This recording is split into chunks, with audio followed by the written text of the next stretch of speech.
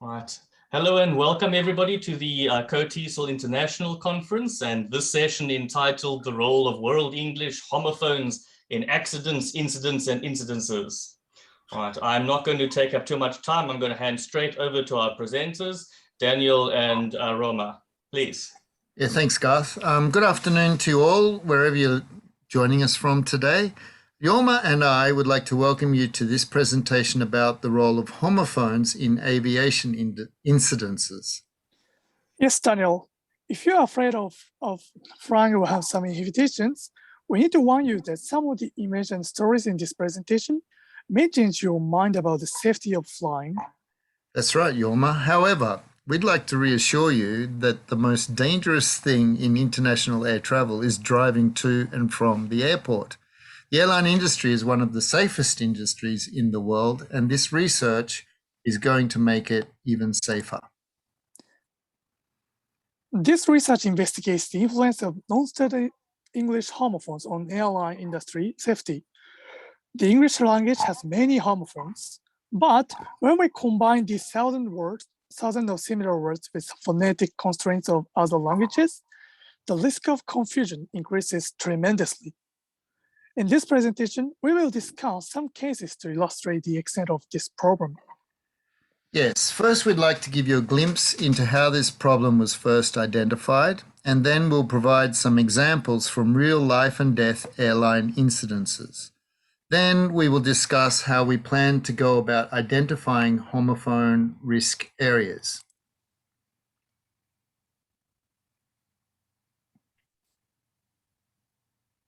So Yoma, what are homophones in this study? Yes, so homophones are words that sound the same like new, like in a new day, and new, like I knew her briefly. However, when we look at the homophone combination in world Englishes, the number of homophones increases greatly. For example, in Thai language, time, tight, Thai, and Thai all sound similar. Thai, Thai, Thai, and Thai. For Japanese, light and right sound the same to English listeners like lighto and lighto. That's a real problem. So Yoma, how did you first come across this problem? Yes, I first became interested in this problem while I was listening a non-native English speaker. I noticed that the words I had connected with many other words in my mind. This caused a little confusion.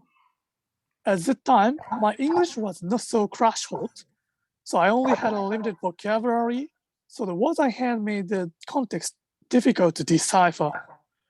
Let's look at one example that first caught my attention.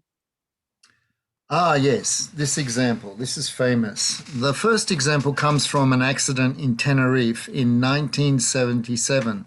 This accident is reported as the world's deadliest aviation disaster. That's right. According to a report, one of the air traffic controllers was unable to comprehend what one of the Dutch pilots reported. Due to the Dutch pronunciation, the message could have been, "We are at takeoff," or "We are getting at takeoff." The fact was, at that time, the Dutch plane was starting to roll down the runway, taking off. At that time, however, there was a Pan Am flight on the runway, taxiing to the takeoff area. The planes collided, both aircraft were totally destroyed, and there was more than 580 fatalities. This is just one of the examples which first sparked my interest in this problem. This example serves as a stark reminder of how much pain and suffering could have been avoided if this research was conducted earlier. So, before embarking on this research, I had some questions to help guide my investigation. First, I wanted to find instances where homophones were a contributing factor in aircraft accidents. And second, I wanted to study homophone confusion between world Englishes. And lastly, can homophone be classified as a level of risk? So Yoma, how are you going to do this? First, we make a list of homophones and identify which homophone was at play in the incident. If the incident was caused by a homophone confusion and the item is not listed, the list is updated, together with justification why these homophones pairs are linguistic anomaly. Here's a list of homophone instances that have been identified to cause confusion for English listeners. For example, a non-native pilot trying to communicate with a native English-speaking ATC. In the Japanese example, the pilot may be reporting light anomaly on landing. This could be static, lightning, a missile, or engine fire. So in the heat of the moment, the message would sound something like, approach, this is Japan Air 234, I see righto. Other examples are easier to understand. Let's look at the Thai example. The Thai language does not distinguish chu and shoot sounds. Then when pilots ask about wind conditions, usually say wind check. But it maybe sounds like wind shear, which is reported during risky wind conditions. Also, reporting wind shear by approach is timely and critical to landing safety. Yes, we have an example of just how timely and critical this is. If there is a wind shear, the pilot only has about 20 seconds to react. And it's usually in the last 20 seconds of landing the aeroplane. So the inertia is driving the plane into the ground. There's no time to correct the language or anything like that. So this is what wind shear looks like. Please remember, you can't see wind shear, it's there. And here is an example of what it sounds like.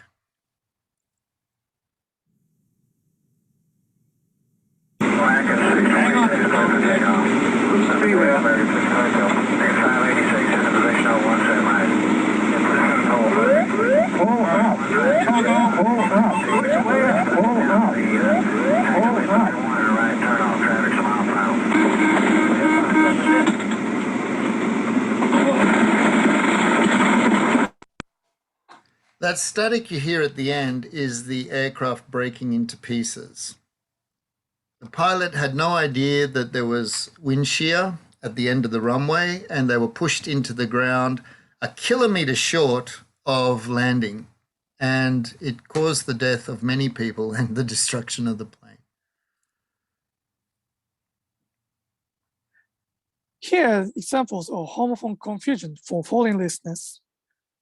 One example that we discuss later is the homophone confusion by some Chinese pilots struggling in icy weather. The American ATC commanded the pilots to follow the vehicle. Later, we will hear a recording, which shows how the pilots confused and thought ATC said follow or kill, which made no sense and caused a distress and communication breakdowns between the ATC and pilots.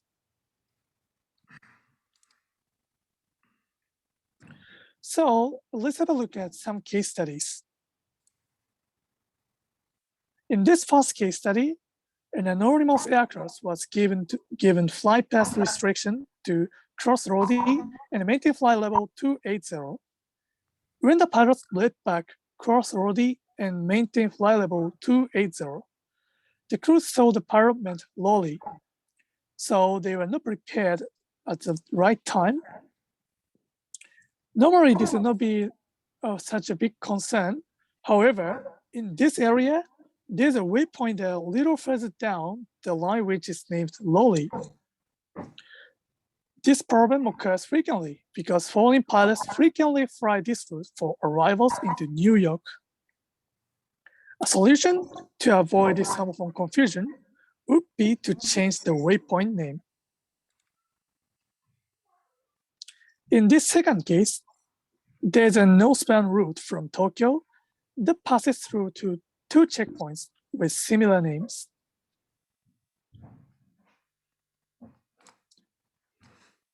For American, these checkpoints pose little problem. However, Japanese pronounce the first checkpoints no-ga-ru.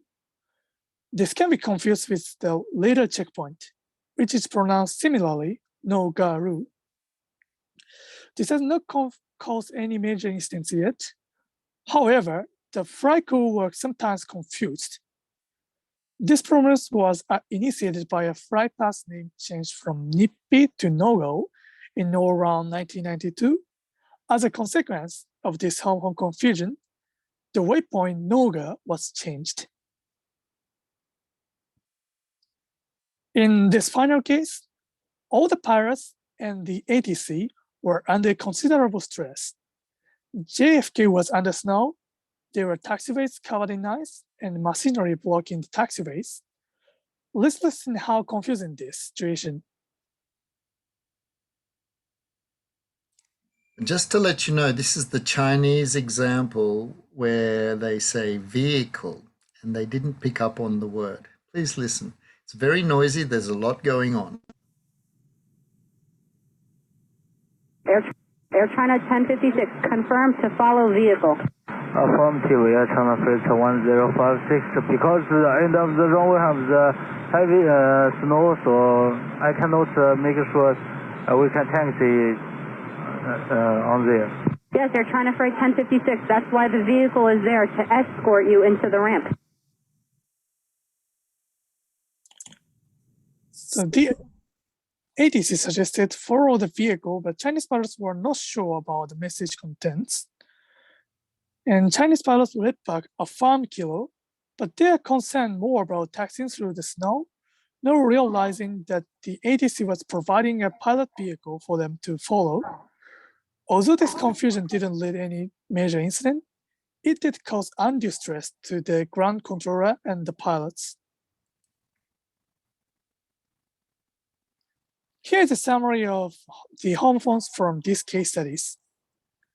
We don't have time to discuss them all in detail now. However, we will briefly discuss the implication of these findings to the airline industry and second language education. From the results and research we have conducted so far, we have established that interlanguage homophones can be a significant and serious threat to flight safety. I propose the following courses of action to address this safety issue in the airline industry. First, approach schools and colleges to modify curriculum to practice the highest frequency problems. Second, include programming to connect pilots' language backgrounds with ATC flight path and flight path waypoints to provide cautions and warnings of possible conflicts of interlanguage homophones. And three, make an application to departments of aviation and transport to change interlanguage homophone waypoints that cause confusions using neural network optimization based on this research. And number four, providing research based on articles that encourage educators to prohibit word use and decide on non-confusing words for air traffic controllers and communicators, a bit like a NATO phonetic code. And finally, from the lessons learned and Daniel's experience in the military, consultants can be called in to talk to pilots through the problem in their native language in extreme cases of aircraft incidents. Yes, let me give you an example of that. We were quite lucky one day. One of our planes was coming into land and the front nose gear didn't wind down. And they heard a terrible sound in the front of the plane. And there was no engineer on the flight at that time because it was a local flight. So an engineer came to the ATC and spoke the pilots through opening up the cowling in the floor, going through the floor and winding down the wheel manually from in the wheel well. It's a bit like a Mission Impossible situation. So basically what we're proposing here is when planes have serious issues, there's engineers and ATC and other personnel on call that are connected instantly. They're always on call like consultants. And these days, the way communications are in the world, we can dial up those people instantly. And, computer optimization can locate these people wherever they are, and they can talk in the native language to the pilot. There was a airline incident, flight 123, Yorma. When was that? Do you remember when? You're muted. Unmute yourself. One of us had to be muted. Sorry, super sorry. Yeah, when was that, Yorma? Yeah, that happened. Yeah. JAL flight? Yes, that happened in 1985 and August 15th. Yeah, so in 15th? in that case, they didn't have the mobile telephones or computer network that we have today. But there was an ATC in the office at the time who spoke Japanese. So they broke protocol and didn't speak in English, and they started to talk through the problem in Japanese. However, it was too late, and the plane was severely damaged by that stage and crashed. Where was it, Yoma? Did it crash? That is crashed into Gunma Prefecture and called Mount Osaka. Yeah, and did anyone survive? Only few people survived who boarded on the backside of the aircraft. Yeah. So yeah, that's a situation where if the language problem could have been fixed earlier, there would have been less destruction to the plane. And in this situation, it probably could have made it. The pilots were struggling with the aircraft. They were trying to keep it airborne. And the advice they were getting wasn't making any sense. Their cognitive load was too big. They couldn't think in English. They couldn't talk in English. And the ATCs were not understanding what they were saying. So there was huge communication breakdown. And piece by piece, literally, the plane was falling apart and it couldn't land, and it crashed. Yeah. So that's what I mean by being able to have people on call. So what does it mean for educators? Well, the implications are not just to schools, but they're also to aircraft training academies. And the implications are far-reaching for instructors, students, assessment, publishers, content producers, Paul, and curriculum administrators. The homophone problems have been found to not only be present at the word and subword level, but when we include blends and phrases, the problem becomes even greater. For example, in our earlier example for new and new, if it's in a sentence with and, all right, it sounds like and new. And then for something that's not old, it's and new. But what happens if I say, hey, Paul, me and you? Under stress, it's and you, me and you. And these kind of problems can cause communication breakdown. So this is an example how at the phrase level, this homophone problem becomes phenomenally complex. In this study, at the undergrad level, we're just looking at simple words and subwords confusion. Of course, in the future, us or other people will look at the phrase level. Additionally, and quite by accident, we found something amazing with Google Translate. It's an ideal tool for simulating the English listener to a world English speaker. For example, when we use the earlier Japanese pronunciation for right and light, Google included the word for writing, because in that context, Google AI thought, they can't be talking about right and right. That doesn't make sense. So it must be right and writing. So this raised our attention to other homophone blends that we hadn't even thought about. So since 2016, Google Translate's been using AI to use contextual translation, and this can help add to our input to what might cause homophone confusions in the future. And finally, at the teacher level and at the curriculum administrator level and the content designer level, we forget what we are putting into our students' minds. We might think we're positioning them for a job or to complete a task or get some accreditation. But in this case, we are programming their semantic network, their Lexis, and the learners, what they learn, what's programmed into their minds could become a life or death problem in certain situations in the future. Today, Jorma and I have presented an overview of this study into the role of World English homophones on airline industry safety. We will have time for a couple of minutes of questions. This study concentrates on the interaction between foreign language phonemes and English phonemes. The evidence we've presented indicates that there are, in fact, levels of how critical these homophones are to safety.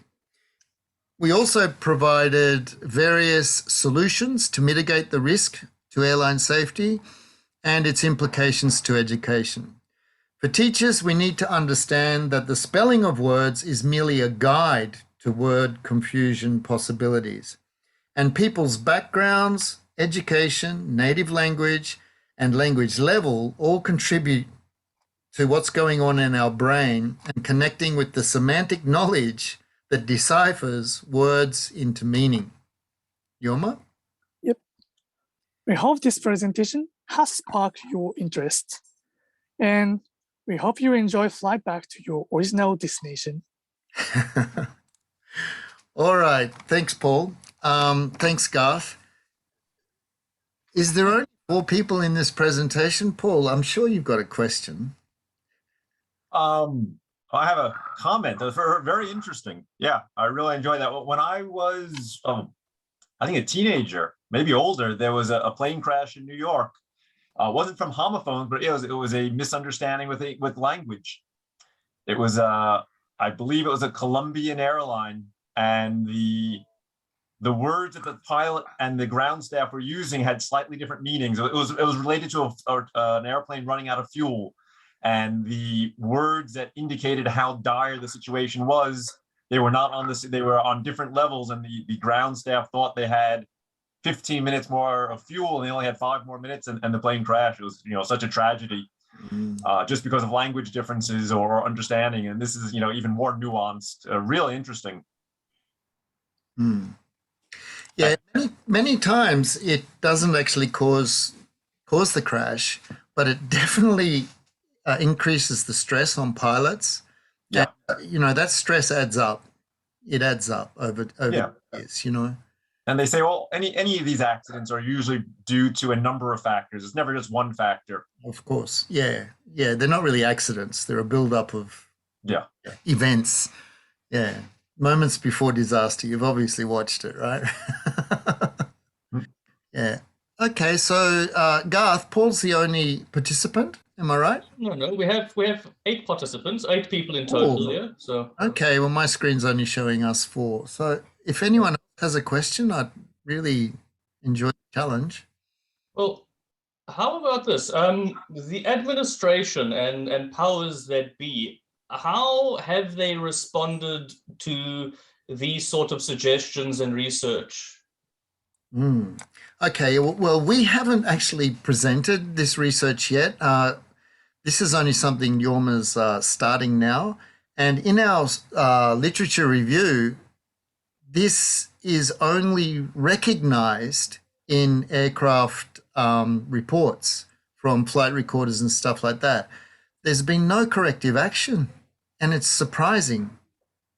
I mean, it really has upset us bringing this presentation together that this hasn't been addressed at all, as far as we know. Unless somebody in the group has some idea about this, we couldn't find any evidence that this has been addressed in any level in education or in flight training. And it's if it was mechanical, if it was aeronautical, if it was administrative, as far as the airline industry goes, there would be changes. But when it comes to language, it seems nobody's done anything. Unless anybody's got any evidence to point us in the right direction, we're onto something pretty hot here, and it definitely will give people more cognitive space in the heat of the moment, I think. I think it means that there's hopefully some positive change and definitely interest in the future. No, so it's a good topic to run with, I think. Really sink your teeth into it. Yeah, good on you, Yorma. Yes. Thank you so much. Yes, no, you did well. You did well. And yeah, congratulations on your first international presentation, Yorma. Thank you so much. Congratulations. So how many times did you guys practice? You were a very good team. I've been student advisor for Yorma for a year and a half. I helped him. I mean, he works really hard, but I helped him get into Aoyama Gakuen. So we have a long-lasting relationship. And because Yorma has such a heart for this, and my background is in the airline industry, we've just stayed together and we've found something that's not only gold. This is Nobel Prize stuff, right? Potentially, yeah. I meant this particular presentation. Your back and forth was perfectly timed. Yeah, it was well done. Yeah, thank you. Yeah, it was orchestrated. Yes, a few times, Paul. Yes, really, it was good. Interesting topic and good delivery. Thank you so much. That's great feedback. We've reached the time limit, unfortunately. Yes. In the chat, I have shared the link to the Discord channel. If you want to continue this conversation, and please do pop over there and engage and share and take something useful away from the experience. Okay, Yorma and I'll go there now for a few minutes. If nobody comes, we'll close it down. All right, thank you for your time. Nice to see you. Thank you very much for the presentation. Yeah, I hope you enjoy the rest of the conference. Bye. Thank you. Very good. Hey, Marina. Bye. Hey, nice to see you too. Oh, there you are. Okay, I'm going to stay.